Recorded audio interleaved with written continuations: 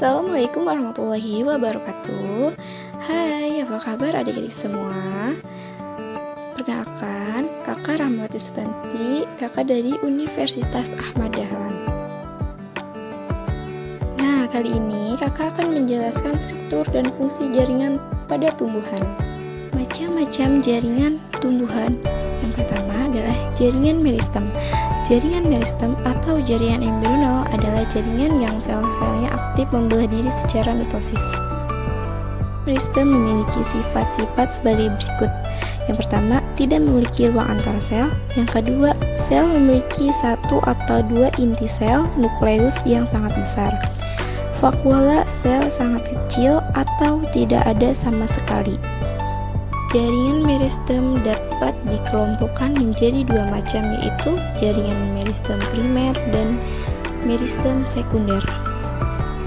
Jaringan meristem primer adalah jaringan meristem pada tumbuhan dewasa yang sel-selnya masih aktif membelah. Sedangkan meristem sekunder adalah berasal dari sel-sel dewasa yang berubah sifatnya menjadi sel-sel meristematik. Ciri-ciri dari jaringan dewasa adalah 1. Tidak melakukan aktivitas perbanyakan diri. 2. Sel-sel berukuran relatif besar dibandingkan dengan sel-sel meristem. 3. Sel-sel memiliki vakuola yang besar sehingga mengandung sedikit plasma sel.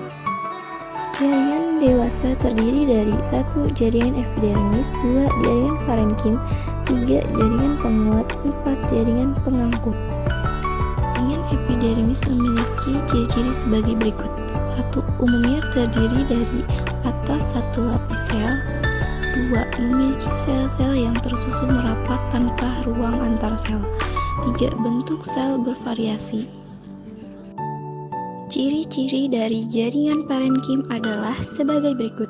Yang pertama, sel hidup berukuran besar, pada umumnya berdinding primer tipis dan berbentuk polihedron. 2. Memiliki inti sel dan banyak vakuola. 3. Memiliki ruang antar sel sehingga letak sel tidak rapat. 3. Jaringan penguat. Ciri-ciri dari jaringan penguat adalah yaitu memiliki dinding sel yang tebal dan kuat serta telah mengalami spesialisasi pada sel-selnya. 4. Jaringan pengangkut. Jaringan pengangkut adalah jaringan pada tumbuhan tingkat tinggi yang berfungsi mengangkut air dan garam mineral serta zat makanan hasil fotosintesis. Jaringan pengangkut pada tumbuhan adalah xilem dan floem. Xilem berfungsi mengangkut air dan garam-garam mineral dari akar menuju ke daun.